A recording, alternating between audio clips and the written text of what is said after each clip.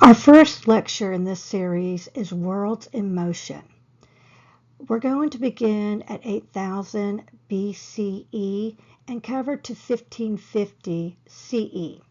As you can see, I'm using BCE, Before Common Era, ERA, and CE, Common Era. This marks the same time and time period as older terms that you might have seen, BC, which was before Christ, and AD, which was after death. So BCE and CE are just newer, more inclusive terms that mean the same thing, but it's leaving out the reference to the Christian religion.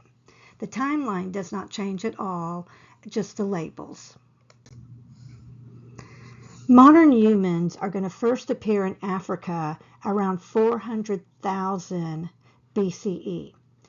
As they spread across the globe, there's going to be genetic changes that are going to lead to new physical traits and help people adapt to different environments.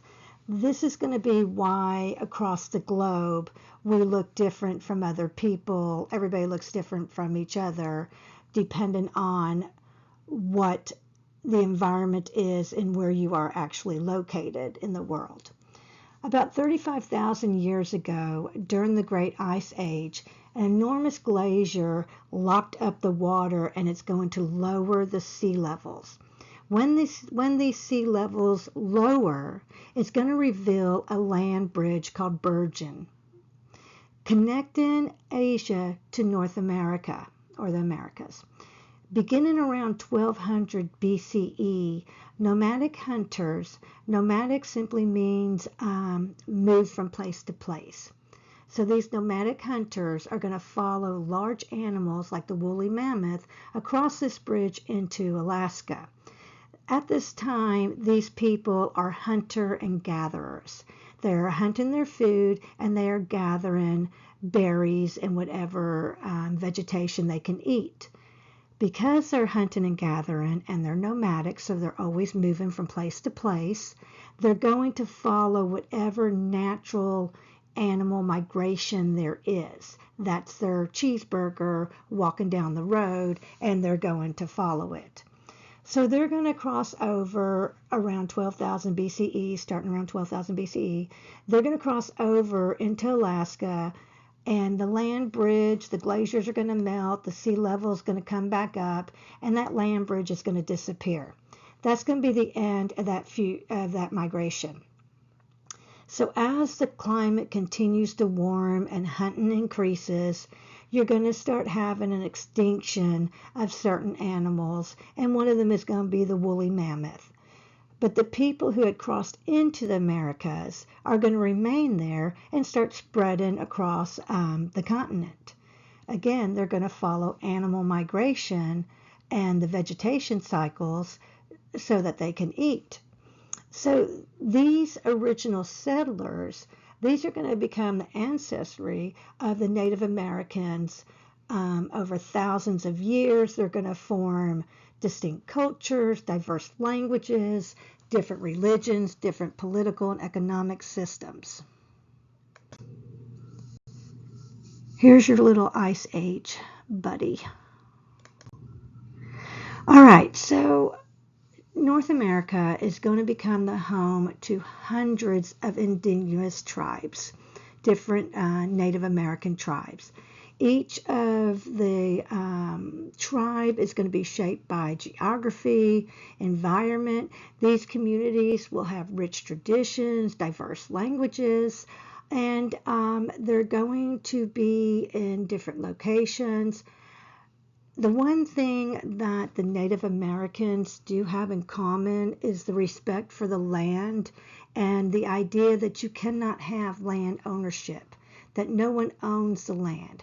Now they'll have territories and they won't want other groups coming into their territory or their hunting ground, but there's no sense of ownership of the land like we have today.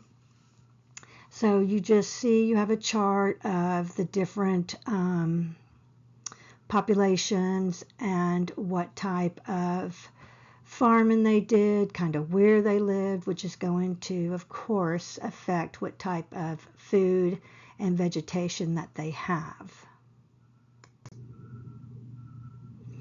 So let's go on into Mesoamerica. This is Central America and South America, and you have probably heard more about Mesoamerica. So this stretches from the Rio Grande to the present day Panama.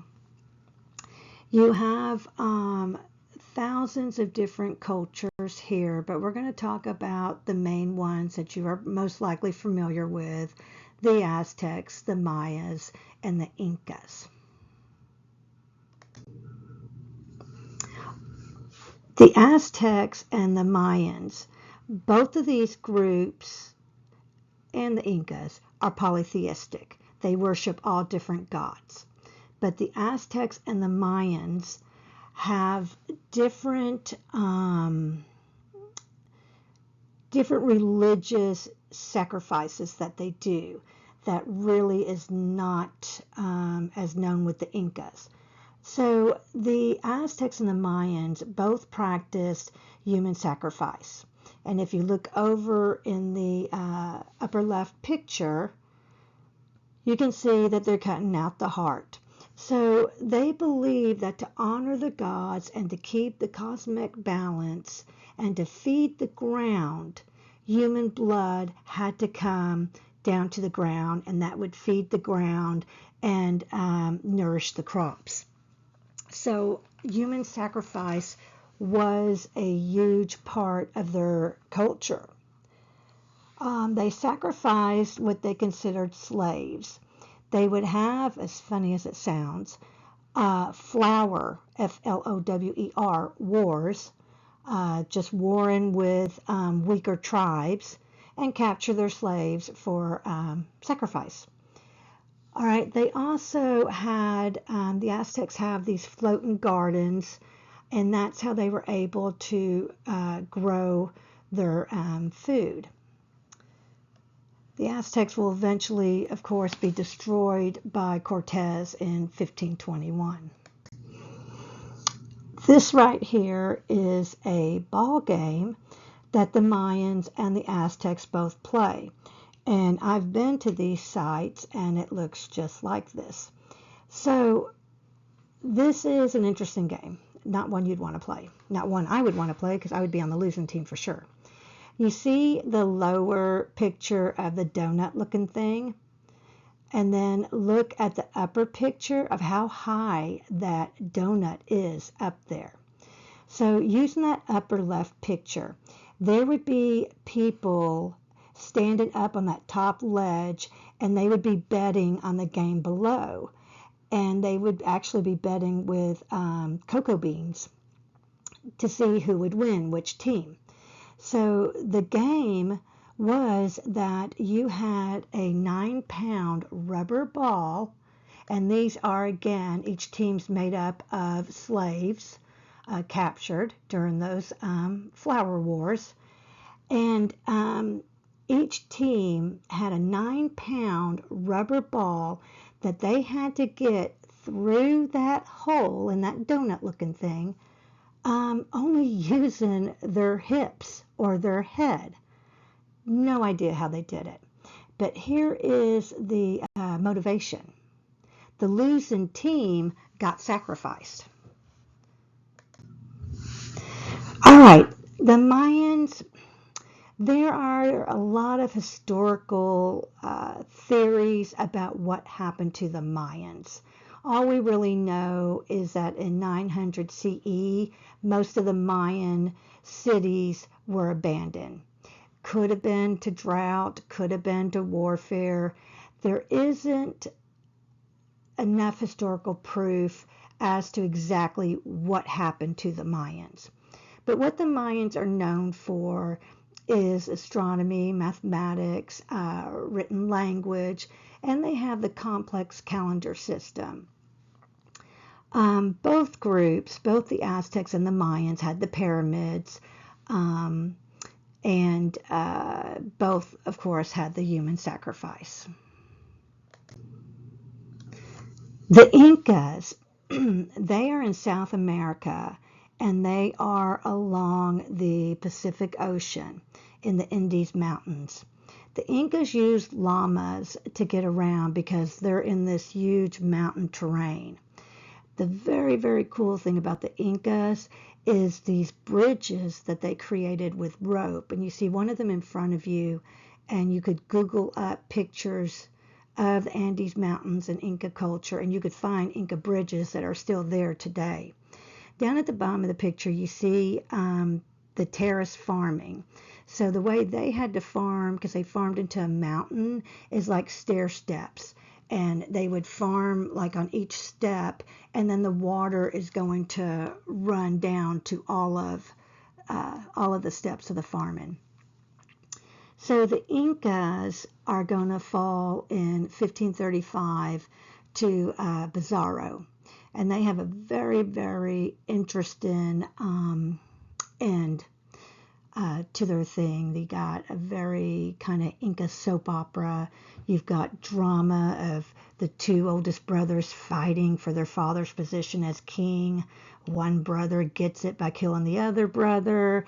You have the sweet little Inca community who loves their king. You have Pizarro come in wanting the silver, and he kidnaps the king. You have a whole dramatic kidnapping scene, and then you have the precious little Inca people just begging for their king back.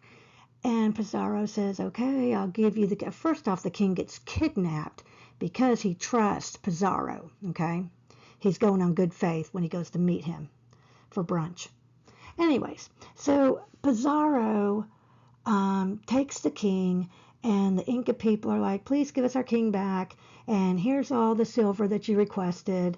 And Pizarro's up on this high little cliff thingy bopper, and he says, you want your king back? Okay, here he is. And he throws him down, and the king dies. Very dramatic. Okay, the Age of Exploration. This is going to be during the 15th to the 17th century. This Age of Exploration is for when we create new trade routes, wealth, not theft, and territory. Okay, so right now in Europe, we have land routes to get to India. India is what we're trying to get to. So all of the major countries, Portugal, England, France, Spain, they all want to get to the Indies. Okay, and we'll talk about that in a minute. Let's look at this real fast. So these are factors. There's different things that go with exploration. First, we have these factors, these events that happen that are going to lead to this period that we're going to call European exploration. This is Columbus sailing the ocean blue in 1492. Okay, so we have these different factors in Europe. We have what's called the Renaissance. This is the time period when we're going to move from everything just being biblical and figuring out when we wake up how we're going to stay out of hell that day to a more secular focus, that we actually might have some worth as a human. So we've got that going on. We've got Marco Polo, who creates this book called The Travels, which people, well, necessarily explorers or wannabe explorers start reading. And we're going to talk about that in a minute. So then after that, you have the Protestant Reformation. Protestant means not Catholic. So this is the division. This is Martin Luther. This is the division between the Catholic Church. And at this time, the Catholic Church, this was power, this was money, this was territory. Okay? It wasn't just about religion. This is nationalism and Catholic. It was a very powerful entity. Okay, so you have the Protestant Reformation, so you have the split off of countries from the Catholic Church, and each church can now, I'm sorry, not each church, each country will decide, that king will decide if his country is going to be Catholic or Protestant. And you've got battles going on between the Protestants and Catholics. Very bloody time period. Then you have the advancement in technology.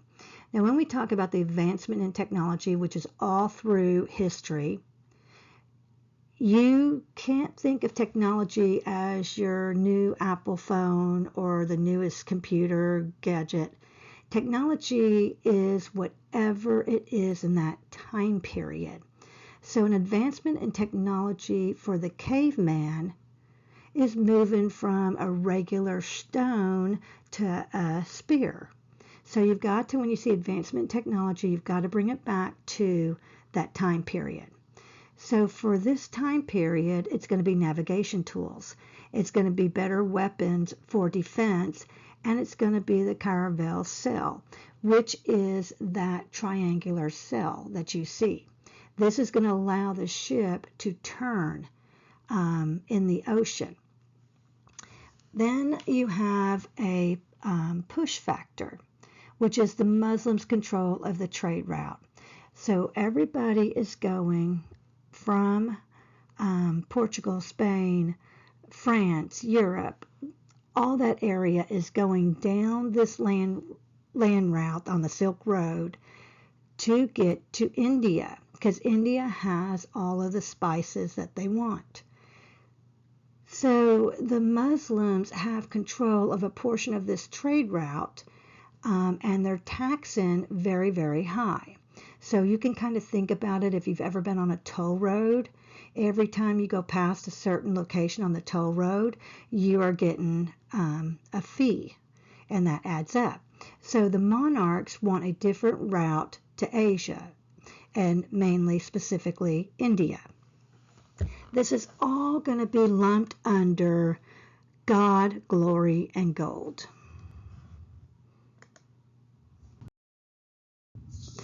Okay, we talked about Marco Polo. So Marco Polo writes this book called The Travels, and Columbus is one of the people who reads it. And Marco Polo had gone to Asia, and he'd spent some time with different Mongols and different Chinese and people, emperors. And so he comes and he writes this book. The only thing is that the book has a lot of fantasy in it.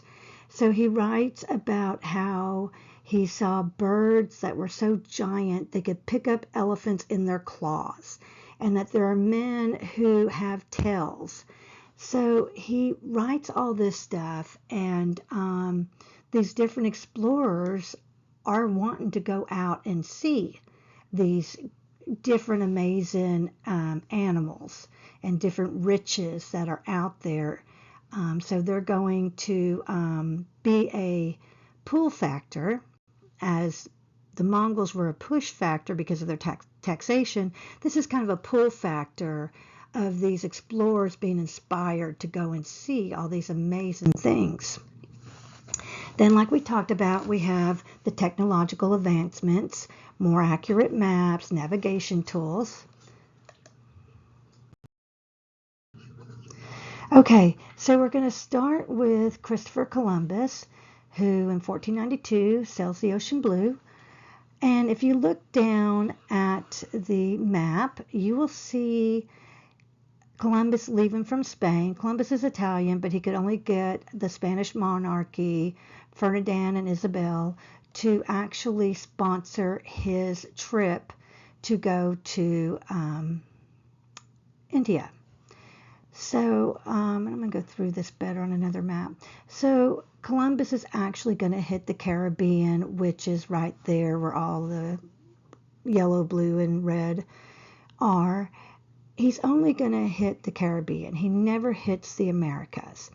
But he's going to, of course, think he hit India. And he's going to go back and forth. Okay, we're going to stick here for a minute. All right, so at this time, so let's go back before Columbus. So at this time, Portugal, they have a solid sea route. Portugal is going to go around Africa, and they have different forts set up. So they'll come into one part of Africa and they'll trade different things, maybe guns. They'll pick up slaves. So they have got this route around Africa. They come down to the Cape of Good Hope, they catch this tailwind, and it flips them over and they land in India. So Portugal is actually the leaders right now, and they are from 1418 to 1498. They've got a solid route. They've got their route to the Indies, okay? So they don't have to do the land route. So they've got this solid route. All right, so you see the Portugal, Spain, you see Africa, you can see the route in green. So over to your left, the little tiny bit of land you see, that's of course the Americas. Well, Columbus does not know there's anything over there. So Columbus is going to sail from Spain, and he's going to go to the left, to the west, because he's convinced if he goes west, it'll wrap right around and he'll end up in India because there's nothing over there but water, which of course we know he hits the Caribbean islands. He thinks he's in India. He steps out and he calls the people Indians. And we consider that, we call that area now the West Indies. And India over the real India is the East Indies. It's the West Indies because it's in the Western Hemisphere. Columbus never knows that he doesn't hit India. He dies thinking that he hit India. Okay, so at this time, there is a rivalry between Portugal and Spain. And both are Catholic countries, so the Pope is going to be the person in charge. He's going to create this line of demarcation, which is going to divide the spheres of influence. And this is going to be all put into a treaty in 1494, the Treaty of Tordesillas. And I'm sure I'm saying those words wrong because my Spanish is not good. All right, let's look at this map because it's much better. Okay, so you see the Americas. Imagine Columbus leaving from Spain, and he thinks he can just wrap around the European continent because there's nothing there and land in India. They don't know about that land. Again, he lands in the Caribbean off of Florida, and he thinks that he lands in India. So the Pope, Columbus is going back and forth. Well, he's getting into Portugal's territory, and they're not very happy about it. So they begin to come to like almost a battle, and then the Pope says, nope, and he creates this fake line called the line of demarcation, and you can see it straight down the middle, and he says, okay, Spain, that's your area. Portugal, this is your area. Stay out of each other's areas. And Portugal is fine because their area has Africa. That's their trade route. They don't know there's land. Now, if you look where the line goes through South America, it hits right on Brazil. That's why Brazil speaks Portuguese, and the rest of South America speaks Spanish.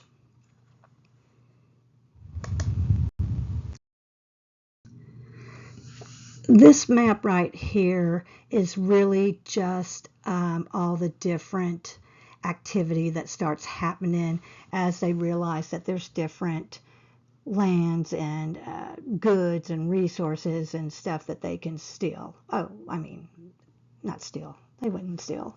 Okay, so like I said, Columbus ends never even realizing that he never landed in North America, that he thought he was in the Indies.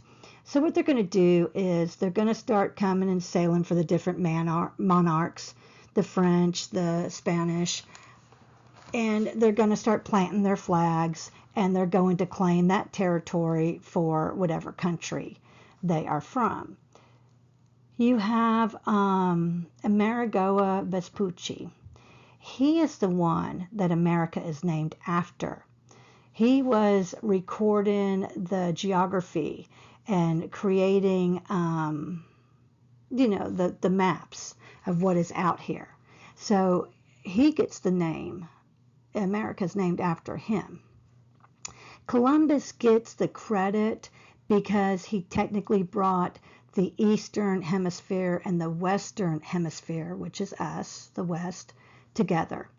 All right, so you have the different things. You have Cortez is going to land in Central America, and he's going to destroy the Aztecs. And then you have Pizarro in 1532, who is going to destroy the Incas.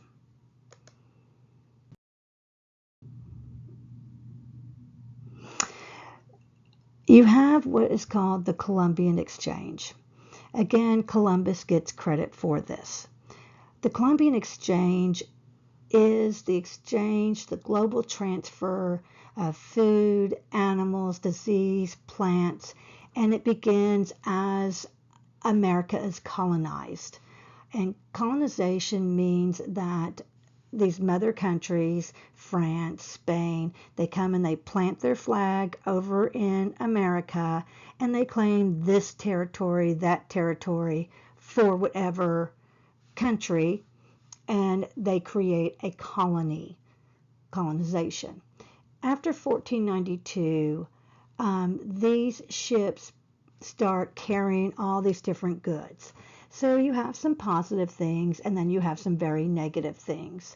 They're going to bring everything on a trade route. You always trade the ideas, whatever the product is, and disease. So ideas, goods, and disease are always traded on a trade route. All right, so a lot of this stuff, and we still have this going on. We still have these this exchange from different countries that we need to make different products. I know Africa is a huge source to make Coca-Cola. So back in this time period, you had horses that didn't exist in the Americas. You had pumpkins, tomatoes and corn that Europe did not have. You had all different things come back and forth. And of course, we know that the smallpox was brought over from Europe, who they had smallpox, so they had immunity to smallpox, and they're going to bring it over to the Native Americans, and that's going to kill a lot of Native Americans. But things like pigs and horses and cattle, that's something that came from Europe to the Americas. So this is why it's called the Columbian Exchange, because Columbus, again, he gets the credit for bringing these two hemispheres together.